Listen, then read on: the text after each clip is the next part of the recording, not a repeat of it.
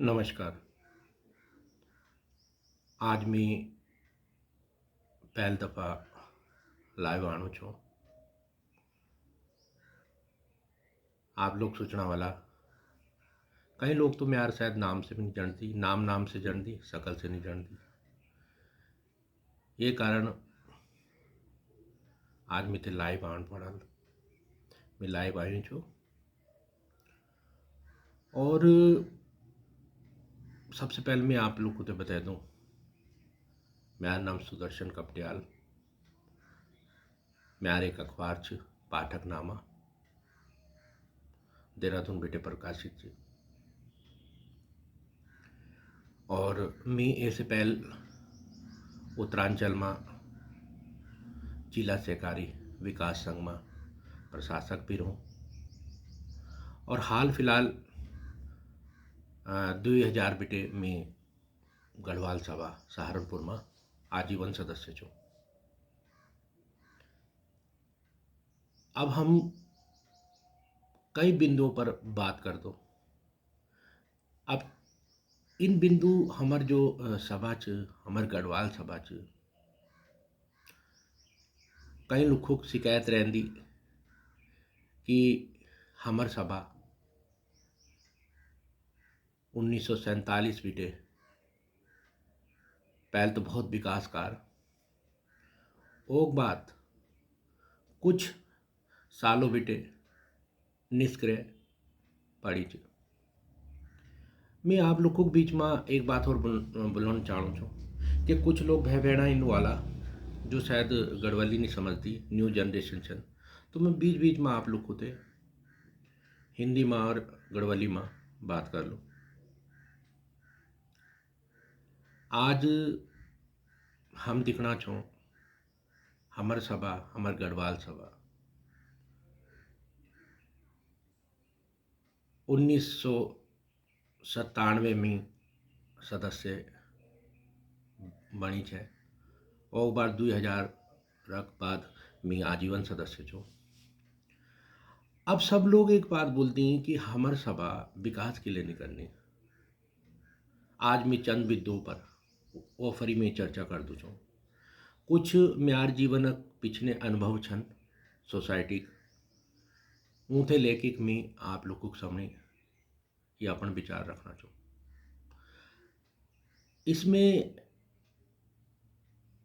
मैं आप लोगों को हमारी जो सभा है, गढ़वाल सभा है सहारनपुर में नवीन नगर, जो रामनगर के नाम से रजिस्टर्ड है,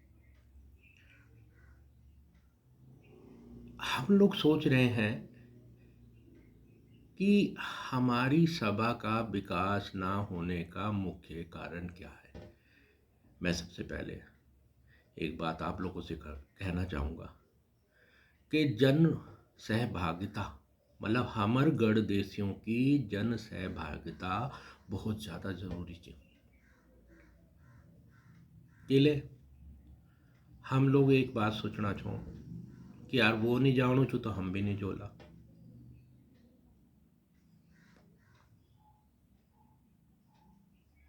और वो भी नहीं जानो तो हम भी नहीं जोला, मतलब वो तो जाता नहीं है तो हम भी क्या करेंगे जाके। नहीं, ऐसा नहीं। पिछले कार्यकाल में कुछ भी हुआ हो, होता आ रहा हो, हम उस पर चर्चा नहीं करेंगे। हम सिर्फ जो चर्चा का बिंदु होगा कि हमारी सभा गढ़वाल सभा कैसे विकास कर सकती है, उन्हीं अनुभवों को लेकर मैं आप लोगों के बीच में लाइव आया हूँ। हम सभा के उत्थान और विकास के लिए पहले तो हम अपनी सहभागिता सुनिश्चित करें, जितने गणदेशी है सहभागिता सुनिश्चित करें, और साथ ही साथ जब तक हम अपनी सहभागिता सुनिश्चित नहीं करेंगे तब तक हम लोग विकास नहीं कर सकता, हमारे गढ़वाल सभा को नहीं बढ़ सकते। आज चंद बिंदुओं को लेकर मैं इस पर चर्चा करूंगा। कि 1947 बिटे स्थापित रजिस्टर गढ़वाल सभा आज तो पता नहीं कब से कब पहुंच जाने, पर कुछ हमारी खामियां, कुछ हमारे पीछे जो समय व्यतीत हुआ उसको देखते हुए और अब को देखते हुए हमें अब नए स्वरूप में, नए रूप में सभा को एक नया आयाम देना चाहिए। आयाम देने के लिए सबसे पहले हम क्या करेंगे कि अपनी सभा को एक सुगठित रूप में निर्मित करने की कोशिश करेंगे। हम लोग एक छत्र के नीचे आएंगे। जब तक हम एक छत्र के नीचे नहीं आएंगे तब तक हमारा विकास होना संभव है। और मैं सब लोगों से एक बात अनुरोध करना चाहूँगा, मेरी अपील है कि आप लोग ज़्यादा से ज़्यादा गढ़वाल सभा में आएं और अपने विचार रखें। मैं कई लोगों से मिला, कई लोगों से मेरी वार्तालाप हुई। वार्तालाप होने के बाद उन लोगों के कुछ मुझे सुझाव दिए गए, उन सुझावों को मैं साझा करना चाहूँगा। पहला सुझाव, लोगों का कहना है कि नवीन नगर गढ़वाल सभा में जो भी है, जो भी प्रधान आता है या जो भी कार्यकारिणी आती है वो उसी भवन में पैसा लगाने की बात करती है। और नवीन नगर का जो रामनगर का जो भवन है वो जीर्ण शीर्ण है। उस पर हमारे पास सुझाव आए। ऊपर सुझाव दीना छन हमारी गढ़देसी बोलते हैं कि वहाँ पर एक रैन बसेरा बना दिया जाए। आने जाने वाले उत्तराखंडी भाइयों के लिए रात में कोई विश्राम करना है, नाम मात्र के शुल्क पर वहाँ विश्राम कर सकें। उसके साथ ही साथ किसी हमारे एक भाई को रोजगार मिल जाए, वहाँ कैंटीन का कॉन्ट्रैक्ट गढ़वाल सभा के माध्यम से मिल जाए और उसका भी रोजगार चलता रहे। उसके साथ साथ मैं एक बात और बोलना चाहूँ कि हमारी गढ़देशियों में हम ये नहीं बोलना कि हम खुशहाल नहीं छो, हम बहुत खुशहाल छो और स्वाभिमान लोग छो, हम के करने हाथ नहीं पसर दो। पर कुछ हमारी परिवार में इन लोग छन बेचारा जो आर्थिक रूप से कमजोर छन, जो घर में एक छोटू से आवास अगर कोई ऊँक मेहमान है गया या कोई दिक्कत वे गया तो उन जान कक्च कि ले कोरोना काल चलनो ची पर कोई भी आदमी पसंद नहीं कर दो कि अपने घर में सुले दो। तो वही चीज़ लेक में पुननो छो और लुखुक जो सुझाव छो कि वहाँ पर अगर कोई किस परिवार का व्यक्ति आता है, उनका मेहमान आता है तो वो रैन बसेरा में ओथे रहनक रात में व्यवस्था मिल जा। कोई नहीं, नाम मात्र वो शुल्क भी देना को तैयार छो और खाने की व्यवस्था नीचे है, कैंटीन में जो खाना होगा वो खाएगा। पहला सुझाव।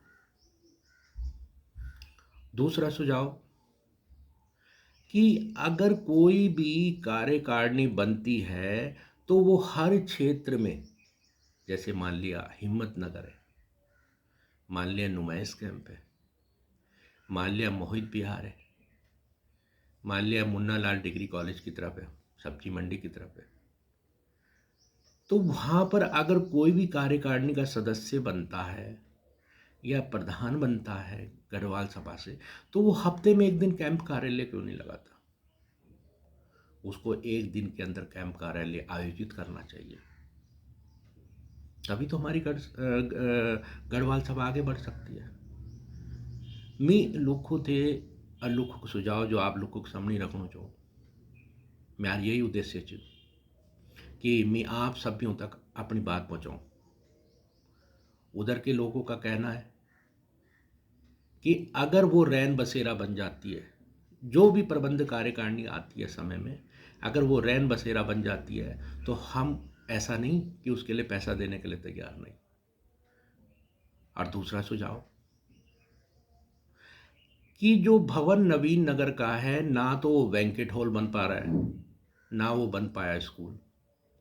अगर हम उस, ये म्यार विचार नहीं छन, लोग दीना छन मित्र विचार, मैं आप लोग को सामने रखूँ छो कि अगर वही बैंकेट हॉल, जो अधूरा बैंकेट हॉल है, जहाँ पर ना गाड़ी खड़ी करने की सुविधा है ना पर कुछ है, अगर कोई बड़ा ब्याह शादी करना चाहता है तो वहाँ पर असुविधा का अभाव है।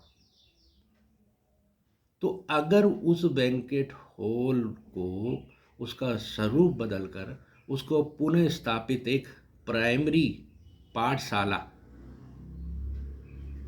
स्थापित कर दिया जाए और धीरे धीरे जब वो स्कूल चलने लग जाता है जैसे वो पहले था, उसको सीबीएसई बोर्ड का स्वरूप दिया जाए, ऐसी कमेटी गठन की जाए, स्कूल संबंधी कमेटी गठन की जाए प्रबंध कार्यकारिणी में, वहाँ स्कूल संचालित करें और धीरे धीरे, ऐसा नहीं उन लोगों का कहना है कि हम पैसा देने के लिए तैयार हैं, पर पुनः बार बार जो नवीन नगर का भवन है उस पर बार बार पैसा लगाने से क्या फ़ायदा, बार बार पैसा लगाने से क्या फ़ायदा, हमें तो कोई फ़ायदा नहीं है। हम तो रहते हैं पुष्पांजलि विहार, हम रहते हैं भेंट अड्डा, हम रहते हैं नुमाइश कैंप, हम रहते हैं हिम्मत नगर, तो हमें क्या फ़ायदा मिलेगा उसका? फ़ायदा तो हमें तब मिल सकता है ना जब उसका स्वरूप यूनिवर्सल हो। अब लोग बोलना चाहते कि अगर हम कैंप कार्यालय कोई भी प्रबंध कार्यकारिणी आनी चाहिए, वो कैंप कार्यालय के लिए नहीं लगानी, हम लोग को पास आ कई लोग इन छन जो आर्थिक स्थिति कमजोर च, उनके बारे में अपन शासन प्रशासन से अवगत कराया जाए कि शासन और प्रशासन को पता चले कि हमारे कुछ आर्थिक रूप से कमजोर है, उनकी मदद मिल जाए। और तीसरी बात, ऐसे ही कमजोर, जिनकी आर्थिक रूप से कमजोर हैं और लॉकडाउन के दौरान उनकी आर्थिक आर्थिक स्थिति और ज़्यादा गिरी है, तो उनकी जैसे लड़कियों का भी विवाह हो गया, उसमें सभा का जो चंदा इकट्ठा होता है उसके माध्यम से निशुल्क तौर से यहाँ सभा में उसको आयोजित कराया जाए और यहाँ विवाह के लिए निशुल्क उसको भवन देने के बाद वहाँ विवाह की पूरे रूप से चंदा इकट्ठा करके उसकी मदद की जाए। अगर सभा के पास पैसा है तो सभा उस पर पैसा लगाए।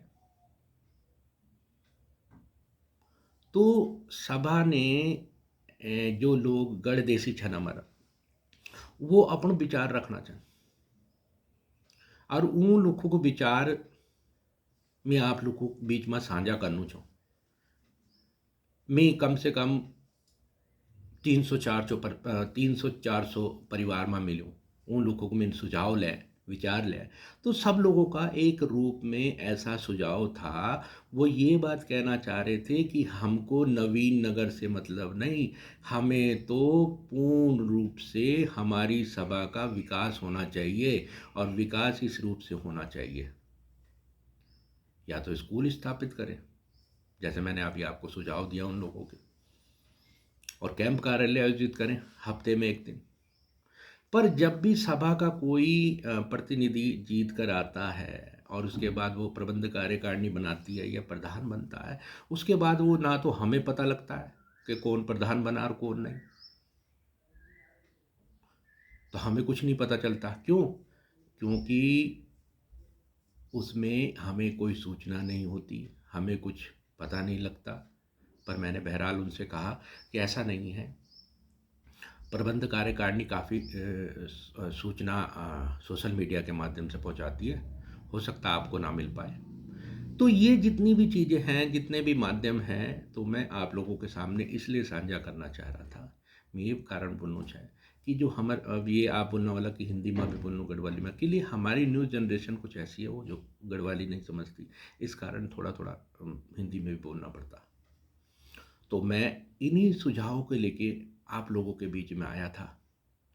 जब मैंने उनसे ये बात कही और उनसे ये बात रखी, तो उनके बीच में उनके विचार मैं नए स्वरूप में मैंने उनको मानने की कोशिश करी और उनका पूर्ण समर्थन देने की बात कही। सुझाव अच्छे थे और इन्हीं सुझावों को लेकर मैं अब नवीन 2021 की प्रबंध कार्यकारिणी, जो भी प्रधान बनता है और जो भी आगे आता है, तो मैं तो यही बात कहना चाहूँगा कि सबसे पहले हम लोगों को, और उन लोगों से भी कहना चाहता हूँ गठदेशियों से, कि वो अपनी सहभागिता दें।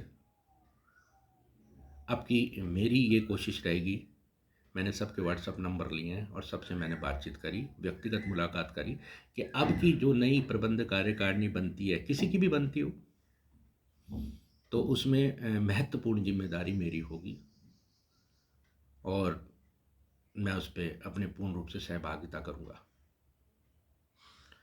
इसके साथ साथ एक दो व्यक्ति ने एक बात और कही कि भाई, मैंने उनसे एक बात रखी कि हमारे बीच में ऐसे लोग भी हैं जो चंदा देते हैं, अच्छा चंदा देने वाले हैं।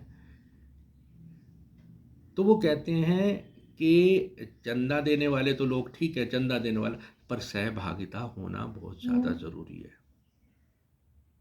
तो मेरी